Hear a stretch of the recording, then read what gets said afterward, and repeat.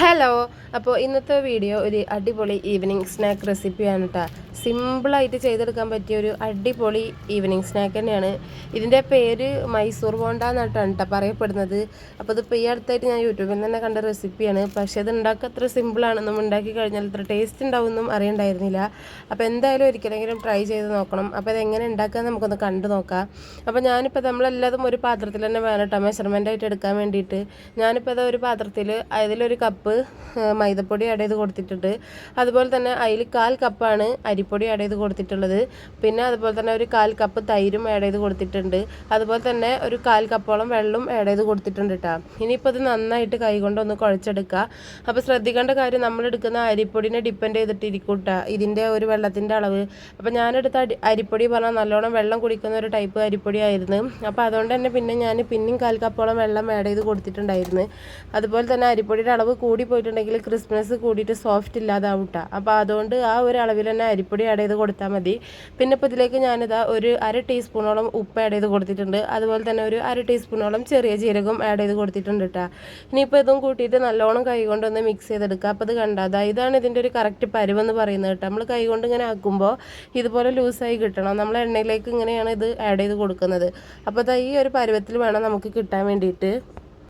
ഇനിയിപ്പോൾ നമുക്കിതൊരു അരമണിക്കൂർ റെസ്റ്റ് ചെയ്യാൻ വേണ്ടി മാറ്റി വെക്കാം. ഇതിപ്പോൾ അരമണിക്കൂറിന് ശേഷമുള്ളതാണ്. ഇനിയിപ്പോൾ ഇതിലേക്ക് നമുക്കൊരു 8 ചെറിയ ഉള്ളി ചെറുതായിട്ടൊന്ന് കട്ട് ചെയ്തതും അതുപോലെ തന്നെ നമ്മുടെ എരിവിന് ആവശ്യമായിട്ടുള്ള പച്ചമുളക് ഞാനിപ്പോൾ ഒരു 5 പച്ചമുളകോളം ആഡ് ചെയ്ത് കൊടുത്തിട്ടുണ്ട്. അതുപോലെ തന്നെ കുറച്ചധികം കറിവേപ്പിലയും ചെറുതായിട്ട് കട്ട് ചെയ്തിട്ട് കൊടുക്കുക. പിന്നെ നമുക്കിതിലേക്ക് ഒരു പിഞ്ച് അപ്പസോഡ ബേക്കിംഗ് സോഡ ഉണ്ടെങ്കിൽ ആഡ് ചെയ്ത് കൊടുത്താൽ നല്ലതായിരിക്കും. അപ്പോൾ ഞാൻ അതും ആഡ് ചെയ്ത് കൊടുത്തിട്ടുണ്ട്. ഇനിയിപ്പോൾ അത് വീണ്ടും കൈകൊണ്ട് ഒരു 5 മിനിറ്റ് നല്ലോണം ഒന്ന് മിക്സ് ചെയ്തെടുക്കുക. നമ്മൾ കൈകൊണ്ട് കുഴക്കുന്നതാണ് ഇതിൻ്റെ ഒരു സോഫ്റ്റ്നെസ് എന്ന് പറയുന്നത് കേട്ടോ. അപ്പോൾ കൈകൊണ്ട് നല്ലോണം കുഴച്ചെടുത്തിട്ടുണ്ട്. ഇനിയിപ്പോൾ നമുക്ക് ഇതൊന്ന് ഫ്രൈ ചെയ്തെടുക്കാം. അപ്പോൾ ഫ്രൈ ചെയ്യുമ്പോൾ നല്ലോണം നമ്മൾ എണ്ണ വെളിച്ചെണ്ണ എന്താണോ ആഡ് ചെയ്ത് കൊടുക്കുന്നത് അത് അത്യാവശ്യം നല്ലതുപോലെ ആഡ് ചെയ്ത് കൊടുക്കണം. കാരണം ഇത് മുങ്ങിക്കെടുക്കുന്ന പാകത്തിൽ വേണം കേട്ടോ നമ്മളെടുക്കുന്ന ഓയിലിൻ്റെ ആ ഒരു അളവ് എന്ന് പറയുന്നത്. അപ്പോൾ ഞാനിപ്പോൾ ഇത് മുങ്ങിക്കെടുക്കുന്ന പാകത്തിൽ ഓയിൽ എടുത്തിട്ടുണ്ട്. ഇതങ്ങനെ ഓയിൽ കുടിക്കുക അങ്ങനത്തെ പ്രശ്നമൊന്നും ഇല്ല കേട്ടോ. നമുക്ക് ഒരൊറ്റ വട്ടം ഒഴിച്ച് കൊടുത്താൽ ആ ഒരു ഓയിൽ തന്നെ നമുക്ക് മുഴുവൻ ബാച്ചും ചെയ്തെടുക്കാൻ പറ്റും. അപ്പോൾ ഇതിപ്പോൾ അത്യാവശ്യം ബോൾസ് ഉണ്ടായിരുന്നു. അപ്പോൾ നമുക്ക് വേണമെങ്കിൽ ഇതിൻ്റെ ക്വാണ്ടിറ്റി കുറച്ചിട്ടൊക്കെ ഉണ്ടാക്കിയാൽ മതി. വീട്ടിൽ കുറച്ച് ആൾക്കാരൊക്കെ ഉള്ളൂന്നുണ്ടെങ്കിൽ. അപ്പോൾ എന്തായാലും അതുപോലെ ഒന്ന് ആഡ് ചെയ്ത് കൊടുത്തിട്ടുണ്ട്. അപ്പോൾ എണ്ണ നല്ലതുപോലെ ചൂടായതിന് ശേഷം മാത്രം നമ്മൾ ബോൾസ് ഇട്ട് കൊടുക്കാൻ പാടുള്ളൂ കേട്ടോ. അപ്പോൾ ഇട്ട് കൊടുത്തതിന് ശേഷം നമുക്ക് മീഡിയം ടു ലോ ഫ്ലെയിമിൽ ഇട്ടിട്ട് കുക്ക് ചെയ്തെടുക്കുക. അപ്പോൾ ഞാനിപ്പോൾ അതുപോലെ ഒരു ബാച്ച് നല്ലപോലെ കുക്ക് ചെയ്തെടുത്തിട്ടുണ്ട്. അപ്പോൾ ഇതാണ് ഇട്ടത് റെഡി ആയി കഴിഞ്ഞാലുള്ള ഒരു അത് ഓട്ടോമാറ്റിക്കലി ഇങ്ങനെ സൈഡിലേക്ക് മറിഞ്ഞുകൊണ്ടിരിക്കും കേട്ടോ. അപ്പോൾ നമ്മളൊന്ന് സ്പാച്ചിൽ വെച്ചിട്ടൊന്ന് അമർത്തി കൊടുത്തിട്ടുണ്ടെങ്കിൽ ആ വേവാത്ത ഭാഗം ഒന്ന് കുക്കായിട്ട് കിട്ടും. അപ്പോൾ ഏകദേശം ഇതൊരു 10-30ഓളം ബോൾസ് ഉണ്ടായിരുന്നു ഈ ഒരു സൈസിലുള്ള. അപ്പോൾ ഈ ഒരു ക്വാണ്ടിറ്റിക്ക് ഇത്ര ബോൾസാണ് കേട്ടോ കിട്ടുക. അപ്പോൾ എന്തായാലും ഞാനിതെല്ലാം ഒന്ന് ഫ്രൈ ചെയ്തെടുത്തിട്ടുണ്ട്. ഇതുപോലെ എല്ലാതും ഫ്രൈ ചെയ്തെടുത്തിട്ടുണ്ട് കേട്ടോ. അപ്പോൾ ഇതിലേക്ക് നല്ല കട്ടൻ ചായയും അതുപോലെ തന്നെ ഇതിലേക്ക് ഒരു ചട്നി ഉണ്ടെങ്കിൽ സംഭവം സെറ്റാണ്. ഞാൻ ഇതിലേക്ക് ഒരു ചട്നിയാണ് ഉണ്ടാക്കിയത്, ഒരു പച്ച ചമ്മന്തി.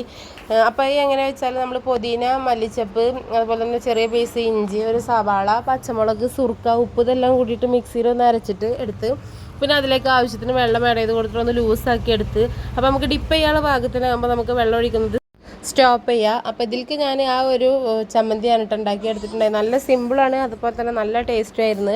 ആ ഒരു ചമ്മന്തി ഉണ്ടാക്കിയിട്ട് വേണം നമ്മളത് ഡിപ്പ് ചെയ്ത് കഴിക്കാൻ വേണ്ടിയിട്ട്. അല്ലാന്നുണ്ടെങ്കിൽ സെപ്പറേറ്റ് തോന്നുമ്പോൾ അത്ര ടേസ്റ്റ് ഇല്ല. പക്ഷേ ആ ഒരു ചമ്മന്തിയും കൂടി ഉണ്ടെങ്കിലാണ് സംഭവം സെറ്റാവുന്നത് കേട്ടോ.